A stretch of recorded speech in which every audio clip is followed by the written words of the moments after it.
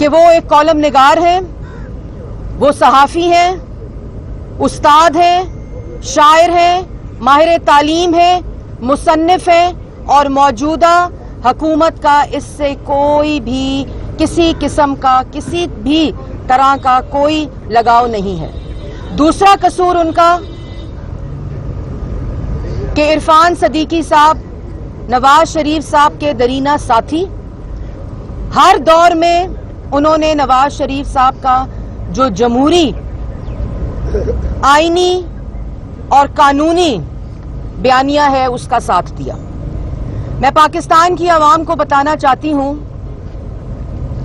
کہ عرفان صدیقی صاحب کے اوپر وہ مقدمہ درج کیا گیا ہے جس مقدمے نے جو 30-40 سال پہلے بھینس چوری کے مقدمے ہوتے تھے سیاستدانوں پہ، یہ اس سے بھی گرا ہوا مقدمہ ہے۔ اور وہ کیسے؟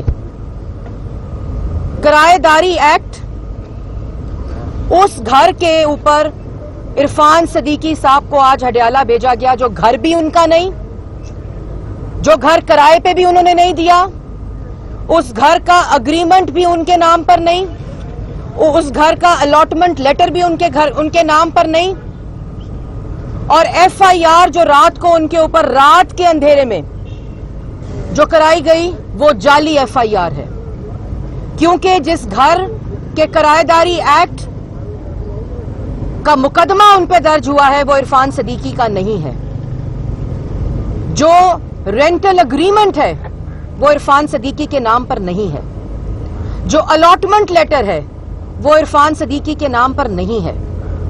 عرفان صدیقی کا نام صرف نواز شریف کے ساتھ جڑا ہے۔ یہ ہے قصور ان کا۔ ان کے بیٹے کا یہ گھر ہے جنہوں نے کرائے پر دیا 20 تاریخ کو، 20 جولائی کو انہوں نے یہ گھر کرائے پر دیا، نہ کوئی شفٹنگ ہوئی، نہ کوئی پوزیشن لیا گیا، اور اگریمنٹ لیٹر جب کہا گیا یہاں کہ پیش کیا جائے تو original agreement letter, original allotment letter پیش کیا گیا۔ اور میں دہرانا چاہتی ہوں کہ وہ گھر جو عرفان صدیقی کا نہیں ہے ان کے نام پر ایف آئی آر کس قانون کے تحت کٹائی گئی ہے۔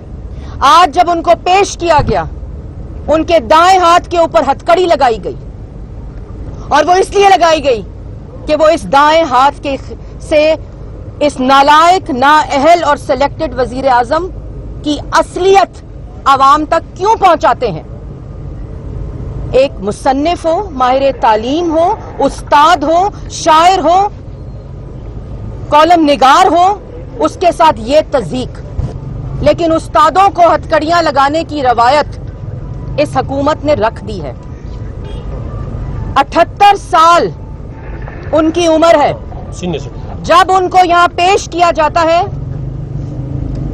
اور ہتھکڑی لگا کر پیش کیا جاتا ہے جو قانون کی وائلیشن ہے، وائلیشن ہوئی ہے ڈی سی آفس کی، وائلیشن ہوئی ہے ڈی سی آفس کی، اور ایف آئی آر کس کے نام پہ کاٹی جاتی ہے؟ سب انسپیکٹر کے، کیونکہ عمران صاحب نے اعجاز شاہ صاحب کو حکم دیا کہ مدعی بناؤ سب انسپیکٹر کو، حکومت کو۔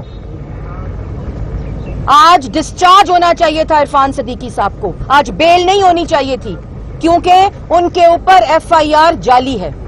3 باتیں: اس مقدمے میں ہڈیالہ بھیجا گیا جو گھر ان کا نہیں ہے، اس مقدمے میں ان کو ہڈیالہ بھیجا گیا جس کے کرائے کا اگریمنٹ بھی عرفان صدیقی کے نام پر نہیں ہے، اس مقدمے میں بھیجا گیا کہ گھر کا الاٹمنٹ لیٹر بھی عرفان صدیقی صاحب کے نام پر نہیں ہے، اور 78 سالہ کو سیدھے ہاتھ میں ہتھکڑی لگا کر ہڈیالہ بھیج دیا گیا۔ یہ ہے عمران صاحب کی مدینہ کی ریاست۔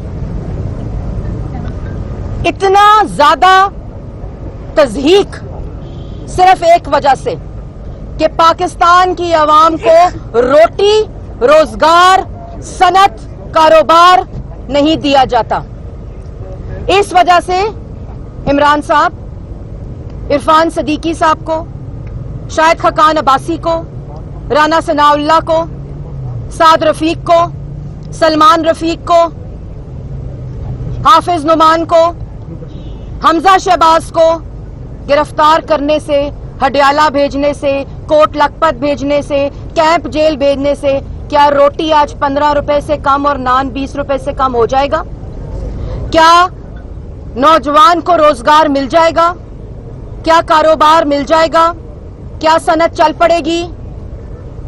आप एक जाली वजीर आजम हैं, आप वोट चोर वजीर आजम हैं, आप सिलेक्टेड वजीर आजम हैं, आप नालायक हैं, आप नाअहल हैं। इसलिए आज पाकिस्तान मुस्लिम लीग नून के और नवाज शरीफ के नाम के साथ जिसका नाम जुड़ा है वो जेल जा रहा है। क्यों नहीं हथकड़ियां लगाकर एफबीआर में और एक्साइज एंड टैक्सेशन में अलीमा बाजी को पेश किया गया? क्यों चोर दरवाजे से उनको एनआरओ दिया गया? क्यों जहांगीर तरीन की मनी लॉन्ड्रिंग, माली और बावर्चियों के नाम के ऊपर हथकड़ियां लगाकर क्यों नहीं जेल भेजा जाता? क्यों नहीं पार्लियामेंट और पीटीवी पे हमला करने वाला, हेलीकॉप्टर केस में मतलूब, इलेक्शन कमीशन में 18 जाली अकाउंट्स वाले को हथकड़ियां लगाकर जेल क्यों नहीं भेजा जाता? वो इसलिए नहीं भेजा जाता क्योंकि सिलेक्टेड लाडला है।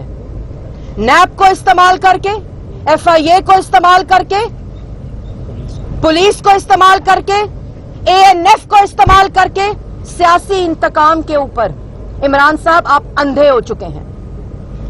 आपने आज 78 साला शख्स को, जिसके ऊपर मुकदमा के उन्होंने अपने घर को किराए पे दिया और रजिस्टर नहीं कराया 3 दिन के अंदर अंदर, जबकि महीने 30 डेज के अंदर रजिस्टर करा सकते हैं आप, और अभी शिफ्टिंग नहीं हुई, अभी पोजेशन नहीं लिया, अभी एग्जीक्यूट नहीं हुआ वो अग्रीमेंट। लेकिन वो घर इरफान सदीकी का तो नहीं, ये तो पता करा लेते। वो रेंटल अग्रीमेंट इरफान सदीकी के नाम पर नहीं, ये तो पता करा लेते। वो अलॉटमेंट लेटर इरफान सदीकी के नाम पर तो नहीं, वो तो पता करा लेते। लेकिन जब सियासी इंतकाम के अंदर, हसद और बुग़्ज़ के अंदर इंसान पागल हो जाता है तो वो इमरान साहब की तरह इसी तरह बौखलाहट, डर और खौफ का शिकार होता है। मरियम नवाज को मीडिया से सेंसर कर दो, ऑफ एयर कर दो, ऑपोजिशन के लाखों के मजमे को ऑफ एयर कर दो। पेमरा से पूछो तो कहता है हमें नहीं पता, वजारत से पूछो तो कहते हैं हमने नहीं किया। तो फिर किसने किया है?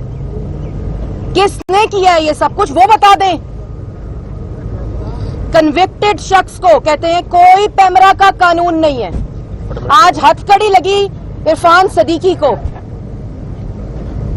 हथकड़ी लगी उस्तादों को, ये आज इरफान सदीकी को हथकड़ी नहीं लगी। ये पाकिस्तान के तमाम उस्तादों को, माहिर तालीम को, मुसन्निफों को, कॉलम निगारों को, सहाफियों को आज हथकड़ी लगी है। और इस पर आपको पाकिस्तान की आवाम कभी माफ नहीं करेगी।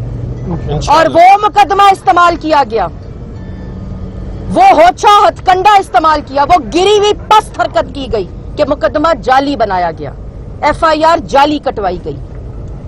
क्या कर रहे हैं आप? अगर अपनी कारकर्दगी पाकिस्तान की आवाम को रिलीफ नहीं दे सकते, तरक्की की शरह को 6% तक नहीं ले जा सकते, महंगाई को 13% से 3% पर नहीं ला सकते, तो हथकड़ियां लगानी शुरू कर दिए। कितनों को हथकड़ियां लगाएंगे?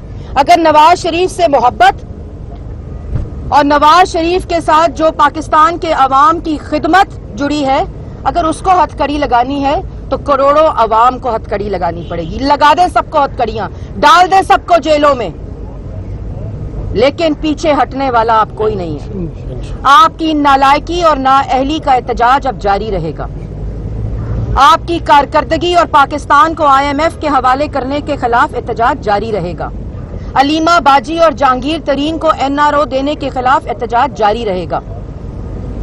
पाकिस्तान के अंदर रोटी 15 रुपए और नान 20 रुपए के खिलाफ एहतजाज जारी रहेगा।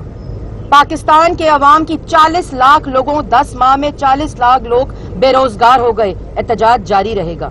अब ये एहतजाज रुकने वाला नहीं, चाहे आप सबको जेलों में डालें, सबको हथकड़ी लगाएं, लेकिन एक वक्त मुकर्रर है।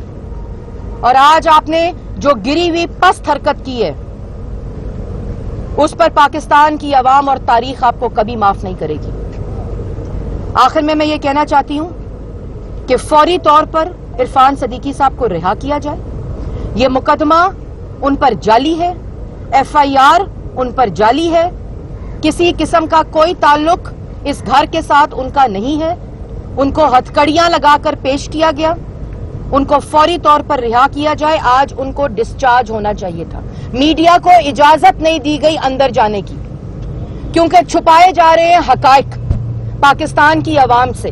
میں خراج تحسین پیش کرتی ہوں تمام میڈیا کے لوگوں کو کہ اس فستائیت, آمرانہ سوچ اور اس ڈرپوک اور ظالم حکومت, ملک دشمن حکومت کے خلاف آپ نے آواز بلند کی ہوئی ہے. میں خراج تحسین پیش کرتی ہوں آج تمام وکلا کو جو آج یہاں موجود تھے اور انہوں نے آواز اٹھائی. تمام رپورٹرز, تمام کیمرہ مین اور تمام میڈیا ہاؤسز کو خراج تحسین پیش کرتی ہوں جنہوں نے یہ خبر بریک کی, جنہوں نے پاکستان کی عوام کو حقائق بتائے. اور آپ جتنی آواز بند کریں گے یہ اتنی آواز اونچی اٹھے گی, کیونکہ اس کے ساتھ پاکستان کی کروڑ عوام کی آواز جڑی ہے. اور آپ کو ڈر صرف اس لیے ہے کیونکہ آپ سلیکٹڈ ہیں اور کوئی کوٹ لکھپت میں بیٹھا بھی آج وزیر اعظم ہے. کوٹ لکھپت میں بیٹھے ہوئے وزیر اعظم کے ساتھ کروڑوں عوام کی آواز ساتھ ہے, اس لیے آپ آج ڈرپوک ہیں. آپ کی اوقات ایک منشی, سپرنٹینڈنٹ جیل وارڈن اور ایک SHO کی ہے. آپ بیٹھ گئے وزیر اعظم کی کرسی پہ. خدا کا خوف کریں اور اس ظلم کو بند کریں. اور آپ جتنا ظلم کر لیں گے, جو آپ پاکستان کے عوام کے ساتھ ظلم اور دشمنی کر رہے ہیں, اس کے خلاف یہ احتجاج جاری رہے گا. کسی قسم کی دھمکی, کسی قسم کا ڈر اور کسی قسم کا خوف نہ پاکستان مسلم لیگ نون اور اپوزیشن کی تمام جماعتیں اور پاکستان کی عوام ڈٹ کر کھڑی ہے اور انشاءاللہ کھڑی رہے گی.